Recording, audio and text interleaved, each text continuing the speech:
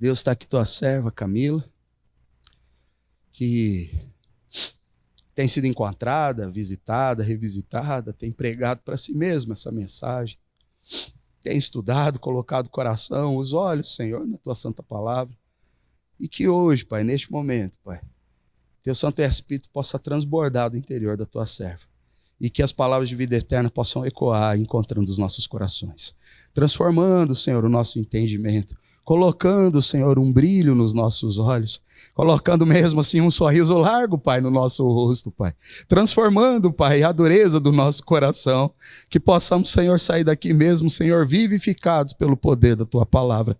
Guarda tudo que leva o nome da tua serva, essa é a nossa oração. Amém. Graça e paz do Senhor, igreja. Vocês estão bem? Amém, glória a Deus. Irmãos, abram suas Bíblias aí em Isaías, capítulo 33 de Isaías. Vai ser o texto base dessa noite. Mas se você também puder, abra aí em 2 Reis 18 e mantenha a sua Bíblia aberta nesses dois textos. O texto de 2 Reis vai ajudar a gente a entender aqui o que Isaías está querendo dizer para nós. Então, vamos fazer a leitura desse texto em nome de Jesus. Ai de você, destruidor, que nunca foi destruído. Ai de você, traidor, que nunca foi traído. Quando você acabar de destruir, será destruído. Quando acabar de trair, será traído. Senhor, tem misericórdia de nós. Em ti temos esperado. Sê tu nosso braço manhã após manhã e a nossa salvação no tempo da angústia. Ao ruído do tumulto os povos fogem. Quando tu te ergues, as nações se dispersam. Então o despojo que vocês ajuntaram será recolhido, como se devorado por uma nuvem de gafanhotos. Como os gafanhotos saltam, assim os homens saltarão sobre ele. O Senhor é sublime, pois habita nas alturas. Encheu Sião de retidão e de justiça. Ó Sião, no seu tempo haverá estabilidade, abundância de salvação, sabedoria e conhecimento. O temor do Senhor será o seu tesouro. Eis que os heróis pranteiam nas ruas e os mensageiros de paz estão chorando amargamente. As estradas estão desoladas, ninguém passa por elas. Rompem-se as alianças, as cidades são desprezadas. Não há respeito pelas pessoas. A terra geme e desfalece. O Líbano se envergonha e murcha. Saron se torna como um deserto. Bazã e Carmelo são despidos de suas folhas. Agora me levantarei, diz o Senhor. Agora me erguerei. Agora serei exaltado. Vocês conceberão palha e darão à luz restolho. O sopro que sai da boca de vocês é um fogo que os há de devorar. Os povos serão queimados como se queima cal. Como espinhos cortados serão jogados no fogo. Vocês que estão longe, escutem o que eu fiz. E vocês que estão perto, reconheçam o meu poder. Em Sião, os pecadores estão atemorizados. O tremor se apodera dos ímpios. Eles perguntam: quem de nós habitará com o fogo devorador? Quem de nós habitará com chamas eternas? Aquele que anda em justiça e fala o que é reto, que despreza o ganho de opressão, que com um gesto de mãos recusa aceitar suborno, que tapa os ouvidos para não ouvir falar de homicídios e fecha os olhos para não ver o mal. Este habitará nas alturas. As fortalezas das rochas serão o seu alto refúgio. O seu pão lhe será dado e água nunca lhe faltará. Até aqui a palavra. Senhor, nosso Deus e nosso Pai, é a palavra do Senhor que está diante de nós. Que ela invada os nossos corações e nos encha de vida. Somos todos vasos de barro, sem valor, sem muito propósito, se não fosse o teu doce e poderoso Espírito Santo que habita o nosso coração e que nos faz novas criaturas em Cristo Jesus. Que a palavra dessa noite possa trazer transformação de vida a nós, Senhor. Nos dá sabedoria na exposição desse texto e entendimento à tua igreja em nome de Cristo Jesus. Amém e amém. Aleluia, igreja! Irmãos, lemos um texto de Isaías, um texto que não é de fácil entendimento. Quando a gente lê aí os profetas, a gente fica achando que eles estão falando um monte de coisa e a gente não está entendendo coisa nenhuma. Por isso é muito importante que a gente dê uma contextualizada no que Isaías está querendo dizer aqui. E eu preciso de toda a atenção de vocês nesse processo. Está todo mundo com a Bíblia aberta, irmãos? Aleluia! Aqui Isaías está falando de um tempo específico da história, o tempo do reino de Judá, reino de Judá. O texto de Isaías 33 vai se inserir num bloco temático de Isaías. Esse bloco começa lá no 28 e vai terminar no capítulo 37 de Isaías. Um bloco de Isaías inteiro que vai falar a respeito de como o nosso Deus é o Senhor da história mundial. É o Deus que determina os eventos e é o Deus que controla todas as coisas na palma das mãos dele. É essa a garantia que o povo teria ao ler o livro de Isaías. E é essa a garantia que eu e você temos no Senhor. Que Deus é o dono da história. Ele está no meio da história e permite que os eventos aconteçam de acordo com a sua vontade. Mas quando a gente fala a respeito de reino de Judá, a gente precisa entender que aqui não existe mais a beleza que nós vemos na história de Salomão, a riqueza e as vitórias que nós ouvimos falar durante o reinado de Davi. Isso não existe mais, meus irmãos, porque esse povo pecou continuamente contra o Senhor, ignorou as várias mensagens que Deus dava através dos profetas. Por isso, Israel não era mais uma única nação, não era mais uma nação unificada. Quando Roboão, filho de Salomão, sobe ao poder, ali, por causa de uma sequência de eventos, Israel acaba se dividindo. 10 tribos vão para o norte, junto com Jeroboão, um rebelde do povo de Deus. E apenas 2 tribos se mantêm unidas à promessa que Deus fez a Davi. 2 tribos, Judá e Benjamim, se tornam então o reino de Judá, que a capital era Jerusalém. É importante que a gente tenha esses fatos em mente quando a gente vai ler os livros históricos, porque senão a gente fica confundindo os personagens, e não tem coisa mais horrível de quando a gente assiste um filme, quando a gente lê um livro, a gente não sabe de que personagem está falando e a gente vai confundindo tudo, e é isso que pode acontecer se a gente não souber a respeito da história. Então aqui Isaías 33 está tratando do reino de Judá, especificamente as 2 tribos Judá e Benjamim, e o rei neste momento da história era Ezequias, que estava passando por uma situação caótica. Por quê? Porque Israel, as 10 tribos do norte, que tinham sido infiéis ao Senhor, que tinham desprezado e fechado seu coração para a palavra de Deus e para a vontade de Deus, esse reino de Israel não existia mais. Tinha sido levado cativo por Senaqueribe, o rei da Assíria, e tinha deixado de existir como nação.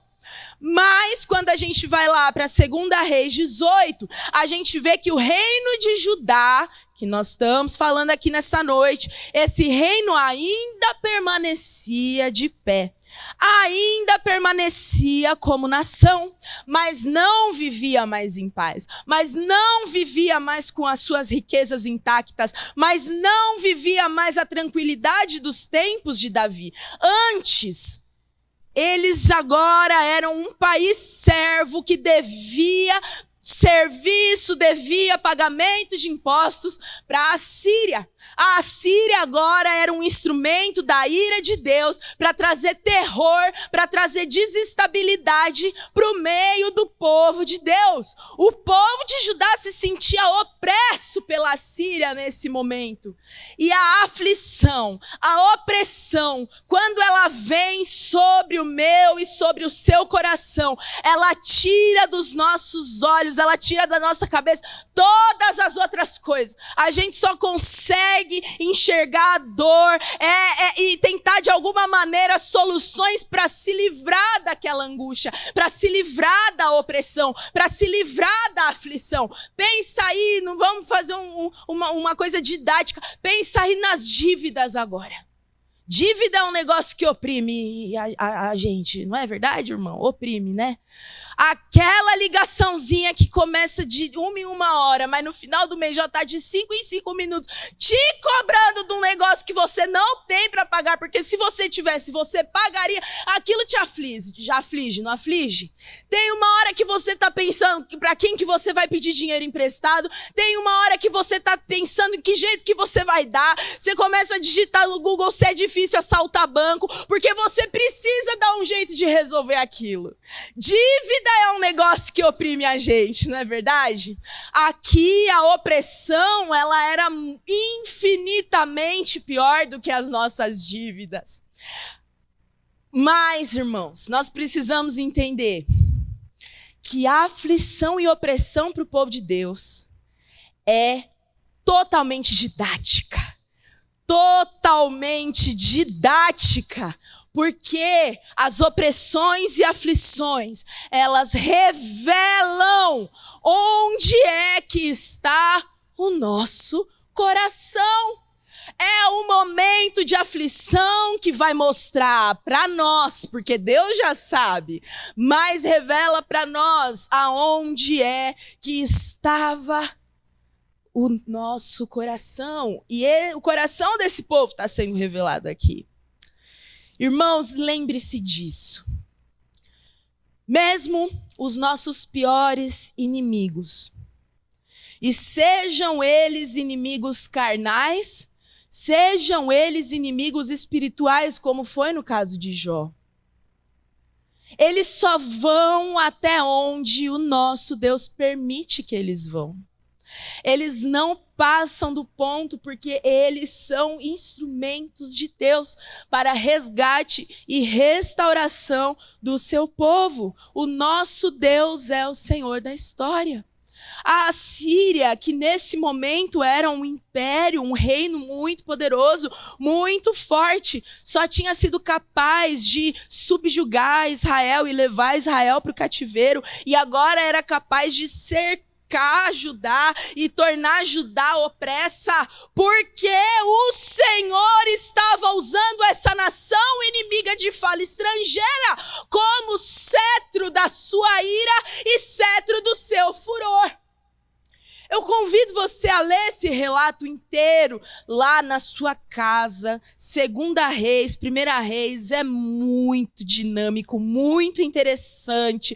Quem aqui assistiu aquele Game of Thrones, negócio feio, não sei o que, isso aqui é muito melhor que Game of Thrones, ó, infinitamente melhor. Leia lá na sua casa, vai ser edificante para a sua vida. Toda vez que a gente chega a falar de um povo tão antigo, de um momento tão antigo na história, como foi aí esse momento do reino de Judá, é difícil para a gente enxergar, sentir na nossa pele aquilo que passou há tanto tempo atrás com um povo completamente diferente. É tudo muito estático, tudo muito distante.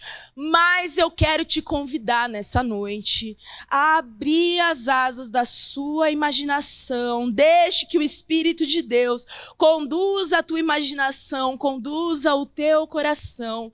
E você volta agora comigo no tempo, ao ano 700 antes de Cristo. Imagine você um hebreu, 700 anos antes de Cristo, sabendo de todos os acontecimentos que haviam ocorrido há pouquíssimo tempo com Israel, uma nação tão poderosa de 10 tribos. E você agora, reduzido a esse minúsculo reino de Judá, olha ao seu redor e só enxerga destruição. Olha ao seu redor e só enxerga as ameaças, as inseguranças, as incertezas. Você sai logo cedo de casa e você volta sem saber se os seus vão estar vivos, se a sua casa ainda vai estar de pé, se você vai ter o que comer e o que beber, se amanhã ou depois de amanhã você será destruído, assim como foram os seus parentes próximos ali de Israel. Como é que a gente consegue viver os dias de angústia, os dias de perseguição, os dias de desonra, os dias em que a alegria foi embora, os dias em que parece que existe uma nuvem negra nos cobrindo e nos perseguindo por onde quer que a gente vá?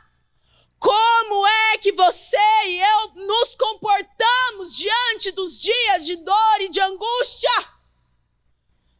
A única solução, meus irmãos, a única solução é aquela que eu e você deveríamos procurar desde o começo. Jesus não é a última saída, mas é a única e a primeira. Nós só nos recorremos a Deus no final porque a gente gosta de se debater que nem peixe no anzol. Achamos que o nosso agito, achamos que a nossa ansiedade, achamos que o agito da nossa alma, a agonia do nosso coração é capaz de nos livrar. Mas a única maneira que eu e você temos para suportar os dias de angústia e aflição é de joelhos dobrados, em sinal de rendição e humilhação, nos átrios daquele que é o Todo-Poderoso Deus. É assim que esse povo se humilha diante do Senhor aqui em Isaías 33. Senhor, tem misericórdia de nós. Em ti temos esperado. Sê tu o nosso braço manhã após manhã e a nossa salvação no tempo de angústia, porque ao ruído do Senhor, ao ruído do teu tumulto, os povos fogem. Quando o Senhor se ergue, as nações, elas se dispersam. É rendidos que nós enxergaremos o trono do Todo-Poderoso. É humilde, esperando, abrindo mão do nosso controle, abrindo mão da nossa sabedoria humana, abrindo mão das nossas ideias e milhares de estratégias, quietos, sensíveis, humildes diante do trono de Deus. Mas a Bíblia trata de cenários reais. E isso traz segurança para mim e para você. Porque muitas vezes, por ser uma história tão distante, eu sempre não gosto de trazer, mas eu trago porque é didático. Uma vez a gente tinha uma reunião com alguns pastores, não era aqui, tá, irmãos? Pra vocês ficarem aí, o que será que aconteceu? Mas uma vez, uma reunião com alguns pastores, levantaram uma questão problemática dentro da igreja que precisava ser resolvida. E a gente inventa, né, que a gente está aqui para resolver problema. Não sei quem que inventou isso na nossa cabeça. A gente está aqui para manifestar virtude. Mas a gente quer resolver problema. E aí um dos pastores lá disse, e aí, como é que a gente vai resolver isso aqui? E aí alguém virou e falou, então, acho que nós primeiro deveríamos orar. E aí esse pastor, né, ansioso, tadinho, vira e fala, não, tudo bem, orar, lógico, mas assim, uma coisa mais prática. Entendeu? Porque a gente realmente não consegue perceber que a Bíblia é o manual que nos ajuda a aplicar a fé no nosso dia a dia. A gente não consegue perceber a ponte hermenêutica que liga as verdades do reino de Deus ao nosso dia a dia no século 21.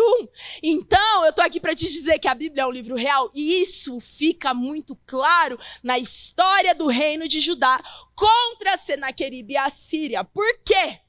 Judá estava fazendo tudo que era mal aos olhos do Senhor com o seu rei anterior, que era Acás.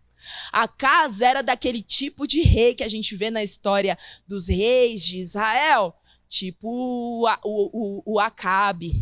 Reis idólatras que encheram de deuses pagãos o templo do Senhor, que sacrificavam os seus próprios filhos, queimavam os seus próprios filhos a deuses pagãos, que abandonaram a lei do Senhor. Acás encheu Judá de impureza.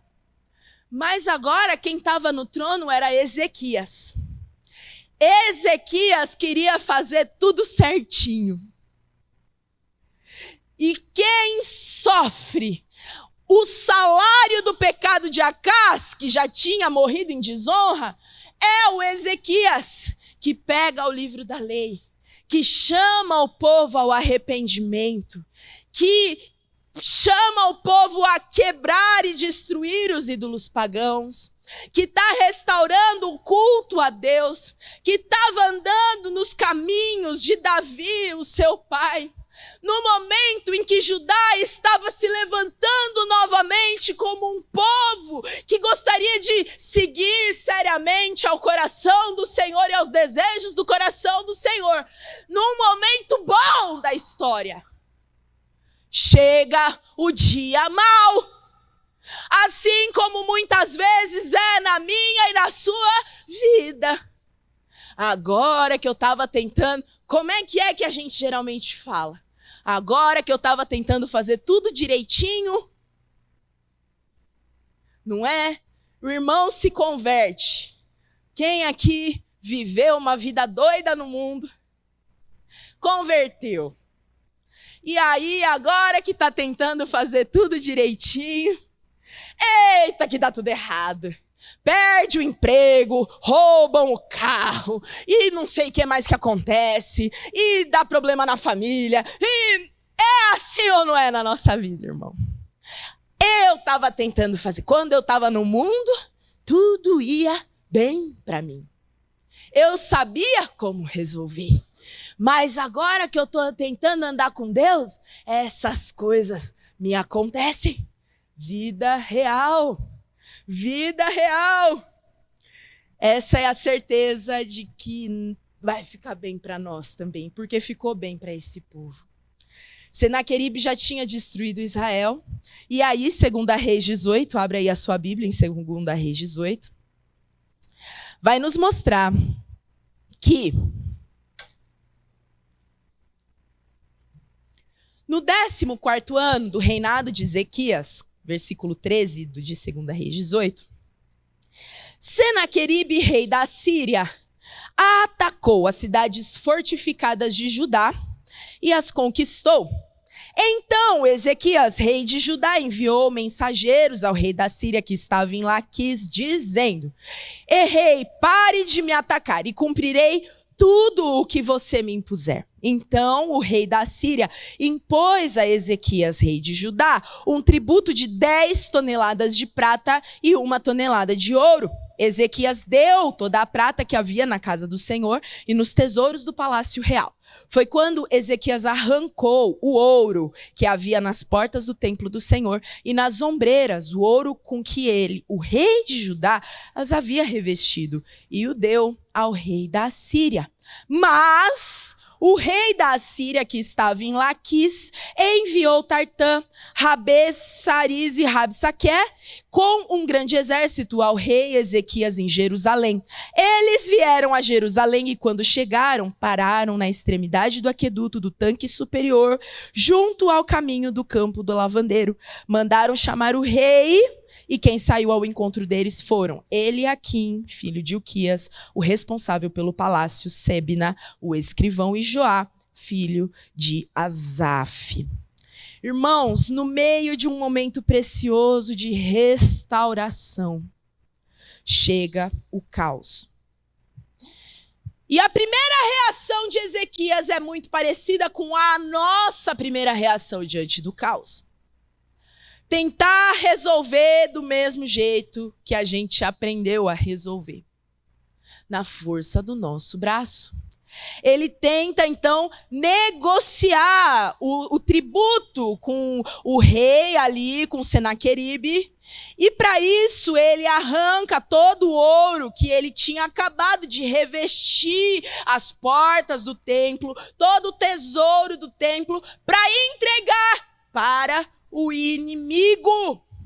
Mas, irmãos, o que nós precisamos lembrar é que se nós estamos no meio da história de Deus, se nós verdadeiramente tememos a Deus e se nós realmente cremos que o Senhor é o soberano sobre todas as coisas e que reina sobre o trono do universo, a gente tem que parar de tentar gerar resultados, garantir resultados satisfatórios com a força do nosso braço. A gente precisa parar de tentar abafar o agito, a urgência da nossa alma com a força do nosso braço. Por quê? Porque o que Ezequias percebeu muito rapidamente, e eu e você também percebemos, por mais que a gente continue repetindo a mesma coisa vez após vez, o que Ezequias percebeu é que o inimigo não queria negociar com ele. Da mesma maneira que o inimigo não quer negociar conosco. O inimigo deseja nos destruir. E ele vai fazer isso de uma forma ou de outra. Ele vai fazer isso mesmo que você entregue todos os seus bens, todos os seus tesouros, toda a sua energia, todo o seu vigor, toda a sua dedicação, ainda não será suficiente enquanto o inimigo não ver a sua destruição. Foi assim com Jó. Jó já tinha perdido todos os seus bens materiais, todos os seus bens emocionais, os seus filhos. Jó já tinha perdido a sua saúde naquele teste. Mas ainda assim, Jó somente não perde a sua vida, porque a mão do Senhor o sustenta, porque a mão do Senhor garante a segurança daquele homem.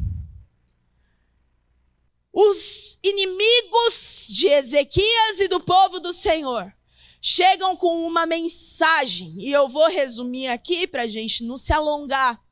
Mas a mensagem que é trazida pelos súditos de Senaqueribe é: eu não sei por que vocês estão com essa confiança toda aqui por Judá.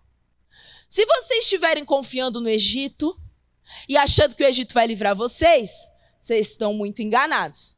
Agora, se vocês estão confiando no Deus de vocês, eu me pergunto, não é esse o Deus que vocês removeram os altares? Não é esse Deus que Ezequias fala que vocês deveriam adorar somente em Jerusalém? Não deixe que Ezequias os leve a confiar no Senhor, dizendo: o Senhor certamente nos livrará e essa cidade não será entregue nas mãos do rei da Síria. Não dê ouvido a Ezequias, é o que os servos de Senaqueribe gritam ao povo. Não dê ouvido a Ezequias, porque assim diz o rei da Assíria. Senaqueribe diz: façam as pazes comigo e se entreguem. Então cada um comerá da sua própria videira e da sua própria figueira e beberá a água da sua própria cisterna, até que eu venha e os leve para uma terra como a de vocês, terra de cereal e de vinho, terra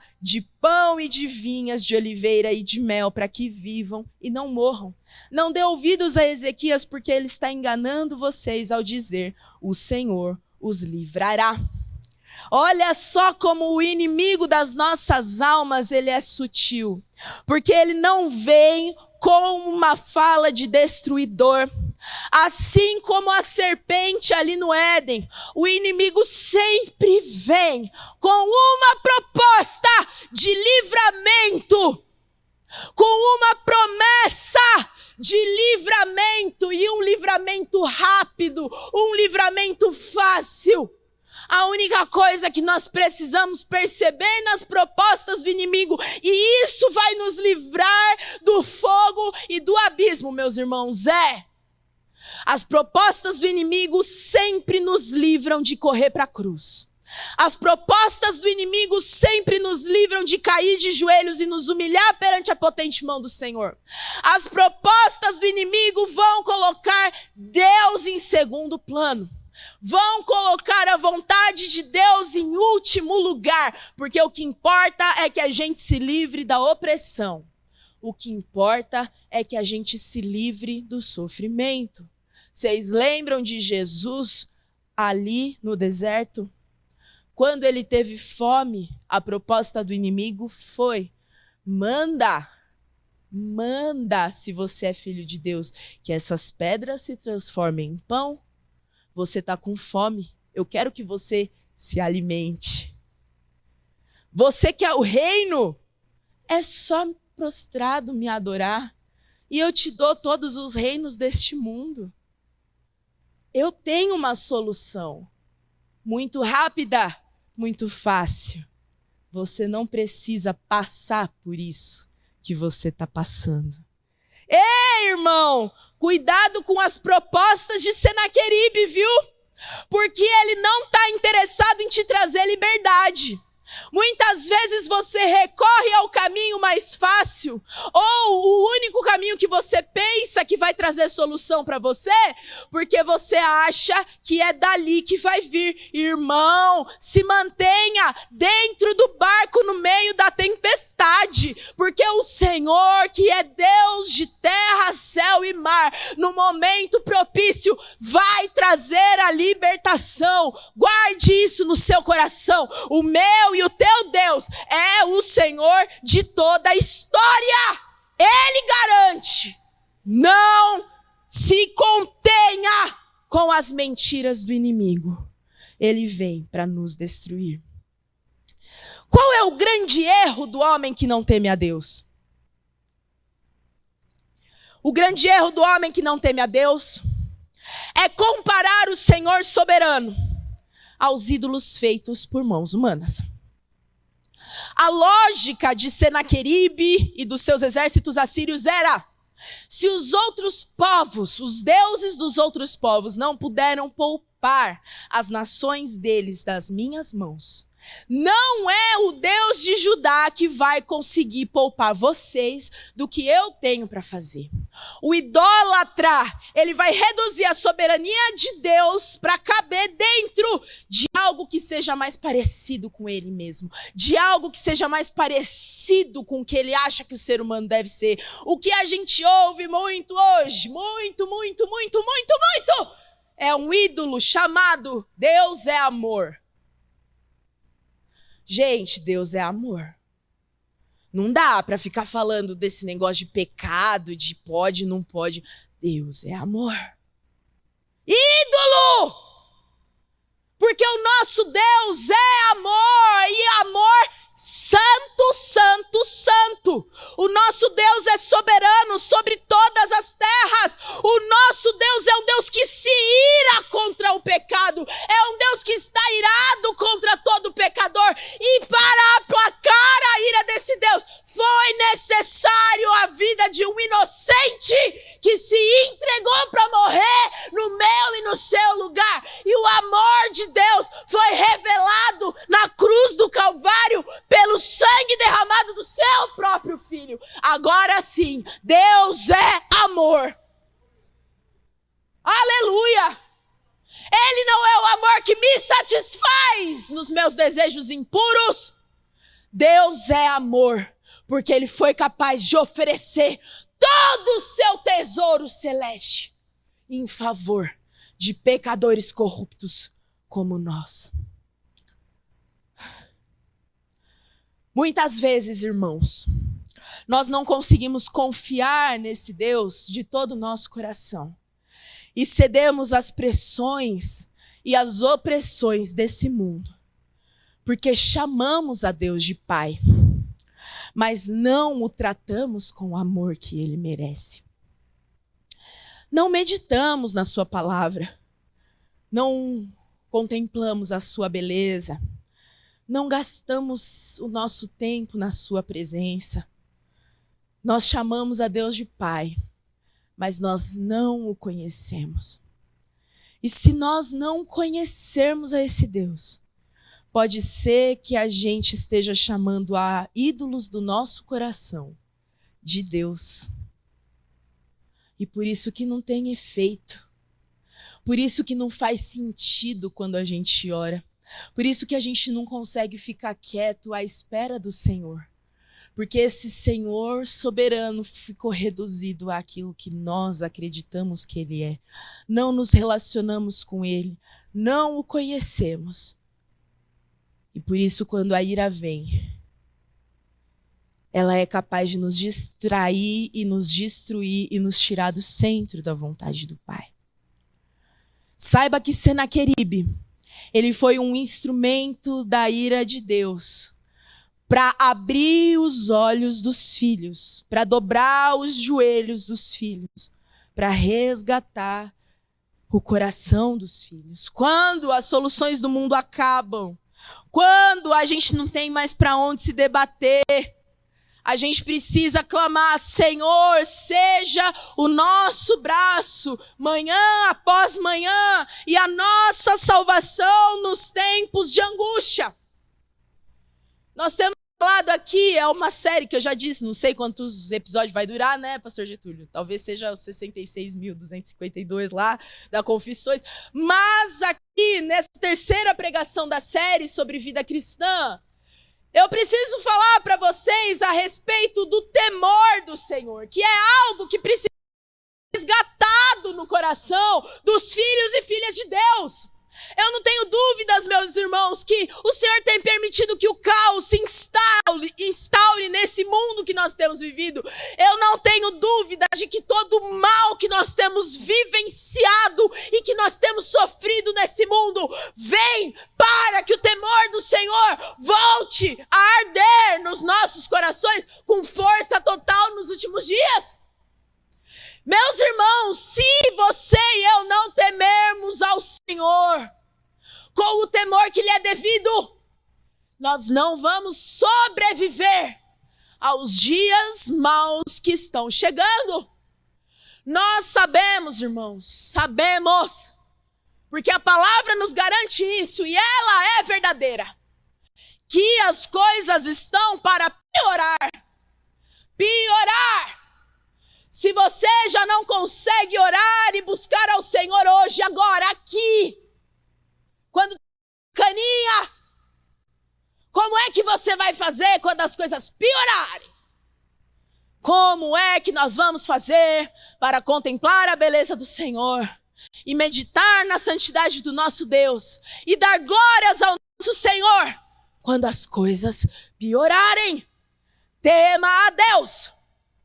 Porque Isaías fala de um inimigo que ele se vangloria de ser um destruidor que nunca foi destruído. Esse inimigo se vangloria de ser um traidor que nunca foi traído. Mas o Senhor diz para este inimigo: ai de você, porque se você acabar de destruir, você será destruído. Quando você acabar de trair, você será traído. O Senhor tem o futuro dos valentes na palma das mãos. O maior inimigo das nossas almas, o Senaqueribe das nossas almas, se chama Satanás. E ele vive dia e noite e dia, em função de destruir e tornar cativos filhos e filhas de Deus.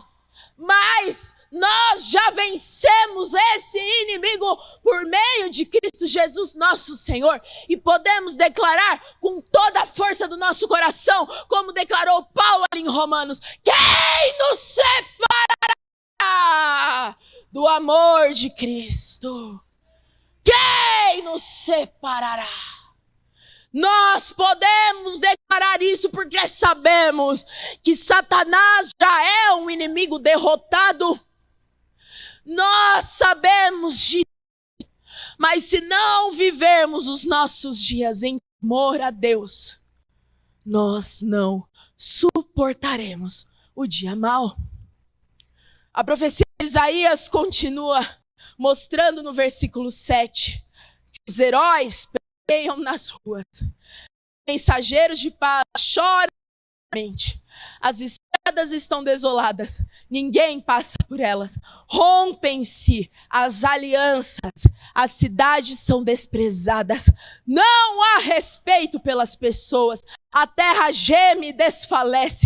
O Líbano se envergonha e murcha. Saron se torna como um deserto. Bazã e Carmelo são despidos de suas folhas. O que ele está querendo dizer aqui é que tudo aquilo que era segurança humana, os heróis de um povo, eles pranteiam desesperançosos pelas ruas. Os diplomatas, os mensageiros da paz, eles perdem todos os seus argumentos. As estradas, elas estão destruídas. Os lugares verdejantes do Líbano e de Saron, eles estão destruídos. Tudo o que era frutífero, motivo de orgulho e de segurança daquele povo, foi abalado. E a mesma coisa acontece e acontecerá comigo e com você. Tudo aquilo que é motivo de segurança na sua vida, tudo aquilo que é motivo do seu orgulho, será abalado para que permaneça apenas aquilo que é inabalável. Tema ao Senhor, igreja do Senhor Jesus Cristo, e volte-se para Ele. Mas o que nós dizemos quando a gente fala a respeito de temor do Senhor? O que é que isso quer dizer? Temer a Deus não tem a ver com o medo pecaminoso que afasta as pessoas da santidade e da grandeza de Deus. Temer a Deus tem a ver com veneração, com honra, com reverência, com devoção, com uma consciência de que a face desse Deus pode me matar, mas da bondade dele, nós podemos passar horas e horas contemplando e admirando a face de Deus através de seu Filho Jesus. E só consegue temer a Deus quem um dia foi trazido à sua presença e cercado pela bondade dele. Esse homem que teme a Deus fica como Isaías. Vocês lembram de Isaías 6? Quando vê o Senhor assentado sobre um alto sublime trono, ele fica envergonhado, humilhado e maravilhado, tudo ao mesmo tempo, diante da sublimidade de Deus. Quem teme a Deus sabe que todos os momentos em que ele se dobra para orar, ele e ela estão diante da sala do trono de Deus e do Cordeiro. Quem teme a Deus sabe que merecia ser fulminado pela sua santidade, mas por causa do sangue puro de Cristo Jesus, aspergido por nós e sobre nós, nós temos livre acesso a Deus. Agora a coisa mais importante, nos dias caóticos, à medida que nós tememos a Deus, nós vemos cair por terra todos os nossos outros temores. Vou repetir. À medida que eu e você tememos mais a Deus, nós vemos cair por terra todos os nossos outros temores. Davi temia a Deus, que ele foi capaz de declarar lá no Salmo 27 o seguinte: ainda que um exército me cercasse, um exército cercando apenas um homem, ainda que um exército me cercasse, o meu coração não temeria. E ainda que a guerra se levantasse contra mim, ainda que esse exército chegasse a correr na minha direção para me destruir, ainda assim, o meu coração confia. E uma coisa eu peço ao Senhor: não que Ele me livre do exército que se levanta. Uma coisa eu peço ao Senhor: não que Ele me livre dessa opressão. Davi temia a Deus e por isso ele diz: uma coisa eu peço ao Senhor, e a buscarei, que eu possa estar na casa do Senhor para contemplar a sua formosura e a sua glória. Irmão, O carro, o caminhão de guerra está chegando aqui, ó. Está chegando aqui a 1 metro de distância de você. Está tudo perdido. E o que você pede é para habitar na casa do Senhor, para que você possa contemplar a beleza, contemplar a formosura. Davi temia ao Senhor. No Salmo 3, quando ele estava sendo perseguido pelo seu filho Absalão, olha o drama de uma família que tem o próprio filho perseguindo um pai. Um filho que você criou, cuidou, alimentou e amou, agora te persegue para te matar. Era esse o cenário do Salmo 3.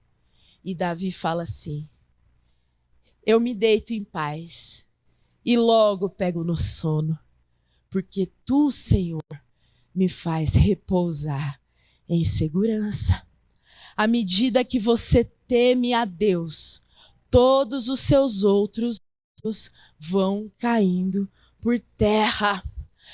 Quem teme a Deus não fica estremecido com os males desse mundo. Quem teme a Deus consegue falar seguramente, como o Salmo 23 nos ensina: não temerei mal nenhum, porque tu estás comigo. Mas quem abandona a Deus, quem abandona o temor do Senhor, vê tudo como ameaça e vai ter medo da própria sombra. Se você tem rede social, então piorou a sua situação, porque é o tempo todo: não coma manga com leite, porque isso pode te matar. Não faça não sei o quê, porque isso pode também te matar. Não bote a sua comida no micro-ondas, porque isso também pode te matar. Se você sair na rua, saia sempre com o pé esquerdo, olhando para o lado direito na sua direção, porque isso também pode te matar. A gente vive um tempo em que tudo pode se tornar ameaça para nós. E se a gente não tomar cuidado, a gente fica neurótico, cheio de medo e não vive mais. Quem abandona o temor do Senhor vê tudo como ameaça e vai ter medo da própria sombra. Quem não teme a Deus, teme as pessoas. Quem não teme a Deus, teme o futuro. Quem não teme a Deus, teme as agendas ocultas dos homens. Quem não teme a Deus, teme tudo aquilo que desconhece. Só porque se nega a temer aquele que tudo conhece. O santo temor de Deus vai encher o coração das criaturas de Deus de amor por Ele, que vai culminar em devoção, obediência, reverência, contemplação e adoração. Irmãos, temam ao Senhor. Acás, o pai de Ezequias, não temeu a Deus e enterrou o povo sob o cerco da Síria. Senaqueribe não temia a Deus e por isso ele zombou do povo de Israel e da Ezequias. Mas Ezequias temia a Deus e por isso, quando ele ouve a afronta dos mensageiros de Senaqueribe, ele rasga as suas vestes em sinal de profunda angústia. Ele se veste de pano de sinal de humilhação e entra na casa de Deus. Por quê? Porque quem teme a Deus nos momentos de dor e de angústia sabe que a sua dor e a sua angústia tem direção e tem sentido, tem rumo. Você não fica perdido. Quem teme a Deus nos momentos de dor sabe que o seu coração precisa estar na presença de Deus, esperando o agir do Senhor e clamando: tem misericórdia de nós, sê a nossa salvação nos tempos de angústia. Se nós queremos, irmãos, verdadeiramente ver os céus se abrindo, nós precisamos temer ao Senhor com cada vez maior intensidade. Porque quando o Senhor se levanta para agir, quando este Senhor forte e poderoso se levanta para agir, diante de um cenário de desolação e de caos, o versículo 10 de Isaías 33 diz que o Senhor se levanta para agir. E nesse momento, 3 coisas acontecem aos maus. A primeira coisa é que aquilo que a palha que os maus conceberam vai ser gerada como restolho. E o que isso quer dizer? Quer dizer que os maus, eles podem o seu máximo, entregar toda a sua energia em planejar o mal, em gerar o mal, desejar concretizar o mal. Aquilo, quando nascer, não vai valer de nada. Não vai se concretizar, por mais energia, por mais esforço, por mais sabedoria humana que seja empregada nos planos do inimigo. Aquilo não vai dar em nada. Porque o Senhor se levantou. O segundo acontecimento é o sopro que saiu da boca dos maus. É o fogo que os devorará. O que quer dizer que aquele mal que os inimigos de Deus se orgulhavam de cometer, aquele mal que os inimigos de Deus se orgulhavam de impor, a traição que eles impunham contra as nações que eles oprimiam, agora vai se voltar contra eles mesmos. O pecado que eles se orgulhavam de cometer se torna o motivo da ruína deles. Aquilo que eles queriam fazer contra o povo de Deus se volta contra eles mesmos. O Senhor se levanta para agir. E por fim, os povos serão queimados como se queima cal, como espinhos cortados serão jogados no fogo. O próprio Senhor lança os inimigos de Deus e os inimigos do povo de Deus no fogo da sua ira. Na história de Ezequias e de Senaqueribe, isso acontece quando, na mesma noite do dia em que eles vêm confrontar o povo de Deus, o anjo do Senhor aparece no meio do exército inimigo. E o anjo do Senhor, sozinho, mata 185 mil homens do arraial assírio. O povo de Deus não precisou levantar um dedo. Somente se humilhar debaixo da potente mão do Deus que governa a história. Mas Senaqueribe volta para sua cidade em Nínive. E um dia, quando ele estava adorando ao seu próprio Deus, ao seu próprio ídolo no templo, os seus 2 filhos entram no templo e assassinam o pai Senaqueribe diante do ídolo que ele dizia dar as vitórias para ele. Senaqueribe incita a ira de Deus e foi lançado no fogo da sua ira. Tema esse Deus. O texto ele termina dizendo que em Sião os pecadores estão atemorizados. O tremor se apodera dos ímpios e eles perguntam: quem de nós habitará com o fogo devorador? E a chave para a gente compreender esse versículo aqui está lá no versículo 4, parte B. Ele diz que em Sião o temor do Senhor será o nosso tesouro. O temor do Senhor será mais precioso. E por isso, em Sião, os santos podem viver tranquilamente, enquanto os pecadores se desesperam diante da santidade de Deus, que consome todo o pecado, que consome toda a injustiça e toda a impureza. Aquele que anda em justiça e fala o que é reto, aquele que despreza o ganho de opressão, que com um gesto de mãos recusa aceitar suborno, que tapa os ouvidos para não ouvir falar de homicídio e fecha os olhos para não ver o mal, este habitará nas alturas de Sião, este habitará as fortalezas das rochas, serão o seu alto refúgio, o seu pão lhe será dado e água nunca lhe faltará. Este que tem teme a Deus e tem o temor do Senhor por seu tesouro, consegue conviver com a santidade de Deus, porque vive em função de agradar a santidade desse Deus. E onde foi, Manaim Worship?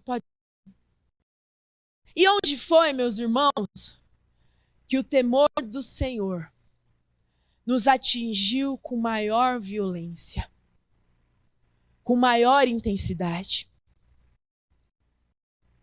Vá preparando os elementos da ceia enquanto nós estamos encerrando aqui. Foi na glorificação de Cristo. E onde foi que Cristo foi glorificado, meus irmãos? João nos mostra que Cristo, o Filho do Homem, é glorificado no momento em que ele é elevado sobre aquela cruz. O temor do Senhor nos atinge com maior violência no momento em que, prostrados diante da cruz, nós podemos experimentar a beleza e o poder de Deus revelados no Filho crucificado. Porque ali, naquele momento, nós enxergamos a justiça de Deus se fazer carne, sangue e ossos. E a ira santa de Deus ser apaziguada através da violência sofrida por um inocente. Nil, apaga as luzes em nome de Jesus. Mas não um inocente qualquer. Naquela cruz nós vemos a ira santa do Senhor atingir o próprio Deus que foi julgado e condenado por causa das nossas iniquidades. A cruz é o símbolo máximo da ira e da justiça de Deus. Olhando para aquela cruz, é impossível o nosso coração não se encher de santo temor. Isaías 11:3 vai dizer que Cristo Jesus, Cristo, meu Deus, ele se deleitou no temor do Senhor. Ele encontrou prazer em temer a Deus. Ele encontrou o temor do Senhor, era uma delícia para Cristo.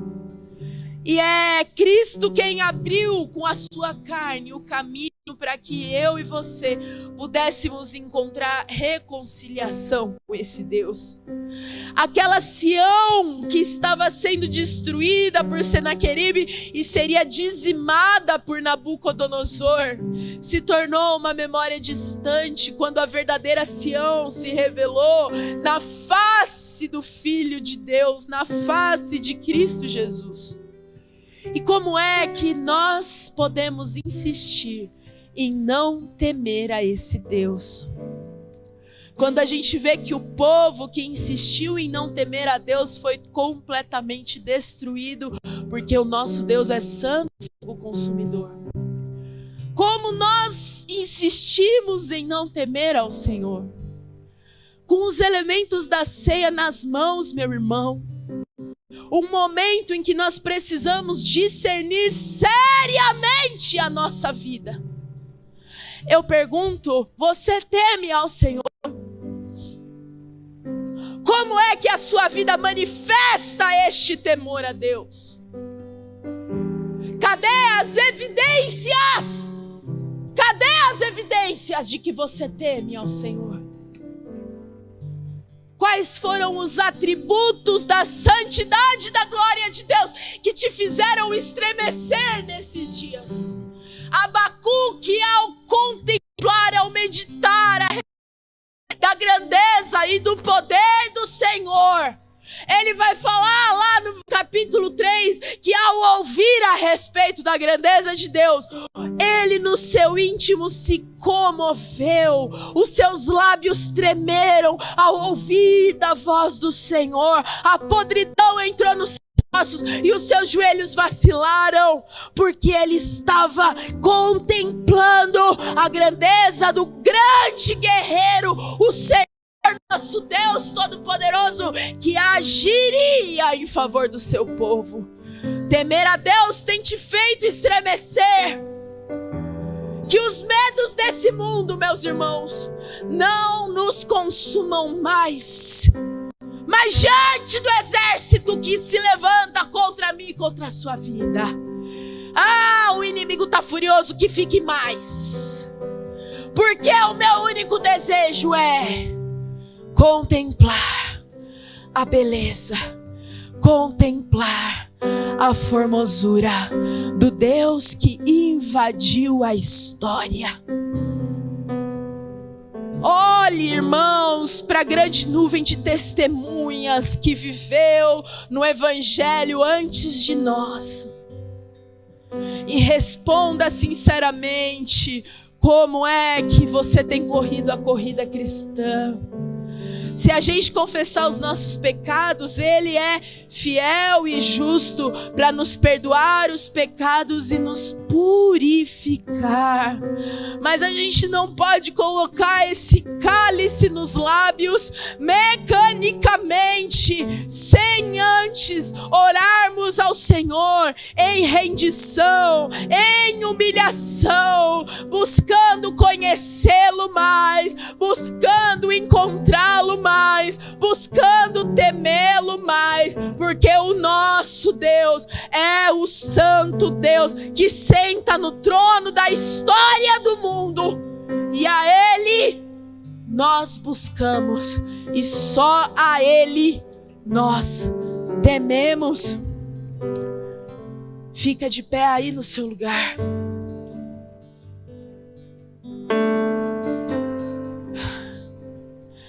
Porque eu recebi do Senhor o que também lhes entreguei.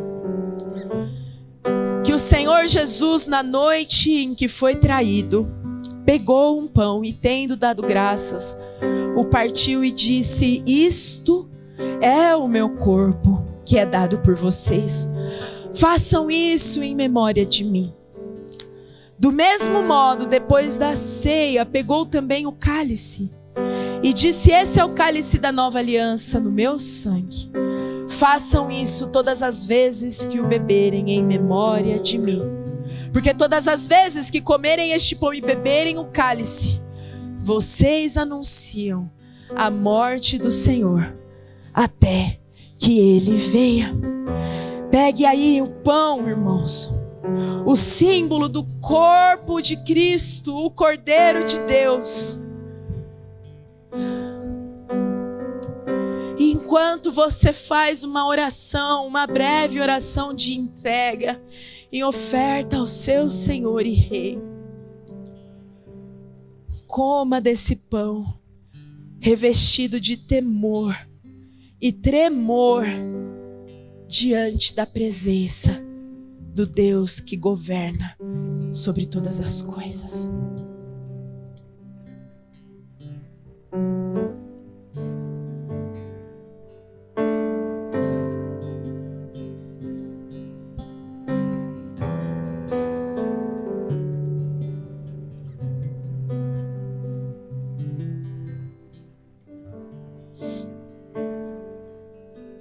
Quando a primeira aliança foi estabelecida com o povo de Deus ali aos pés do monte Sinai, a cena era aterrorizante.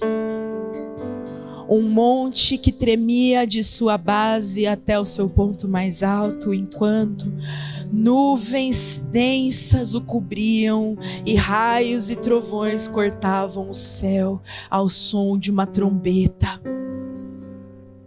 que soava.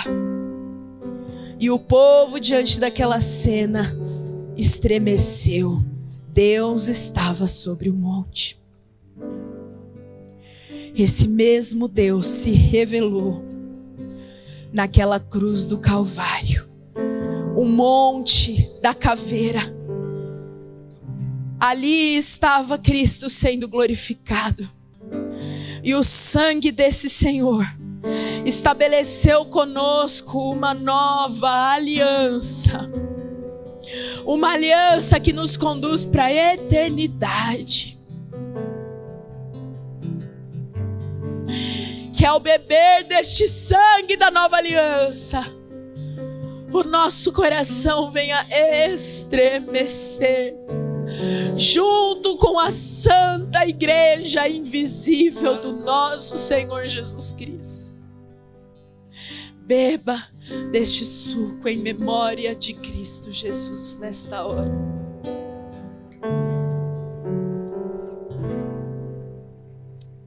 E vamos cantar.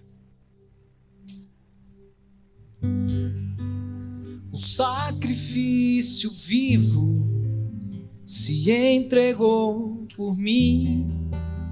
Com armas de amor ele lutou até o fim.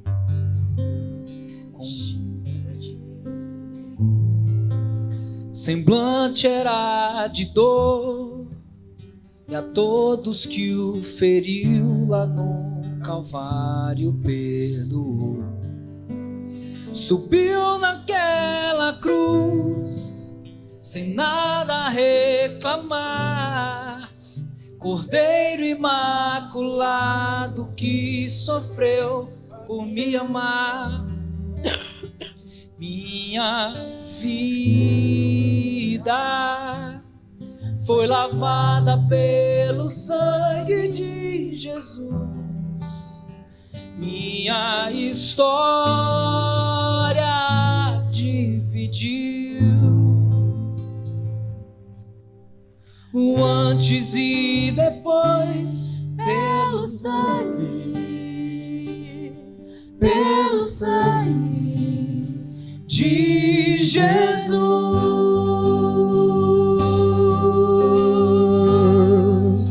Fui salvo pelo sangue, fui curado pelo sangue, fui liberto pelo sangue, fui comprado pelo sangue, o sangue de Jesus, que me leva até o céu.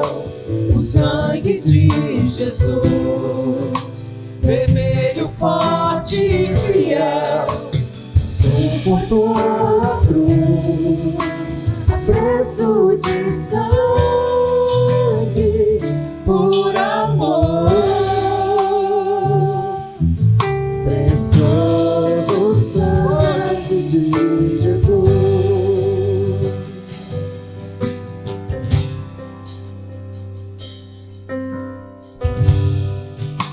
Um sacrifício vivo eu quero ser pra Deus, tão puro e agradável como Cristo ofereceu. Amar sua verdade, vou me comprometer, ser exemplo de sua poder. Amar como a mim mesmo, a quem me odiar, usar as minhas mãos para outras mãos abençoar. E já não vivo eu, mas agora Jesus Cristo vive em mim. O meu passado dividiu no antes e depois pelo sangue de Jesus.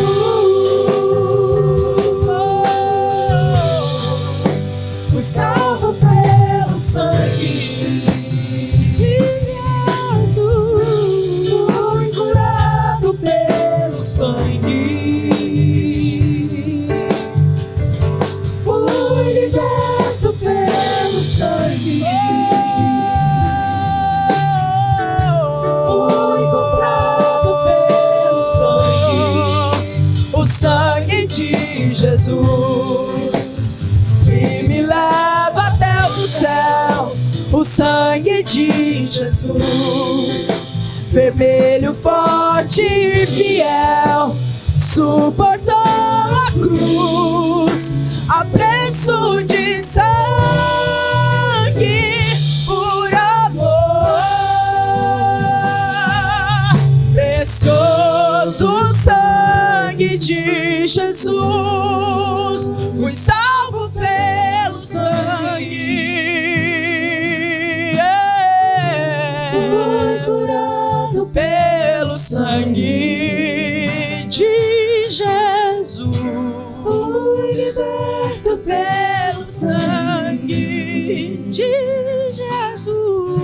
Fui comprado pelo sangue, o sangue de Jesus, que me leva até o céu. O sangue de Jesus, vermelho, forte e fiel, suportou a cruz a preço de sangue, por amor. Precioso sangue de Jesus, precioso sangue de Jesus. Apocalipse 15:2 vai dizer que João viu o mar de vidro misturado com fogo, e também aqueles que venceram a besta, a sua imagem e o número do seu nome. Eles estavam em pé junto ao mar de vidro, tendo harpas que lhes foram dadas por Deus, e entoavam o cântico de Moisés, servo de Deus, e o cântico do Cordeiro, dizendo: grandes e admiráveis são as tuas obras, Senhor Deus Todo-Poderoso.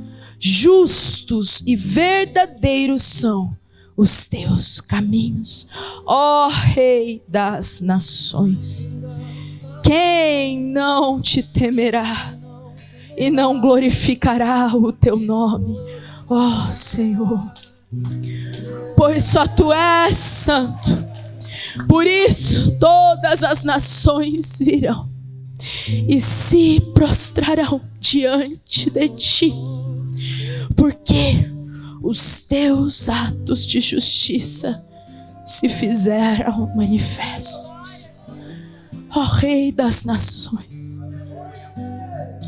Ó Rei das nações, nós desejamos encerrar este momento santo de culto e adoração ao teu santo nome, declarando que te tememos, declarando que o Senhor é o único a quem nós tememos, porque os seus atos de justiça se revelaram, se manifestaram. Nós somos fruto do teu poder. Quando o inimigo quis nos destruir, o braço forte do Senhor nos alcançou. O braço forte do Senhor nos manteve de pé. E nós somos fruto da tua graça e da tua grandeza. Se não fosse o Senhor que esteve ao nosso lado quando os homens contra nós se levantaram, o inimigo em sua ira nos teria destruído, mas Deus nos livrou, nos libertou como um pássaro que escapa das garras de um caçador.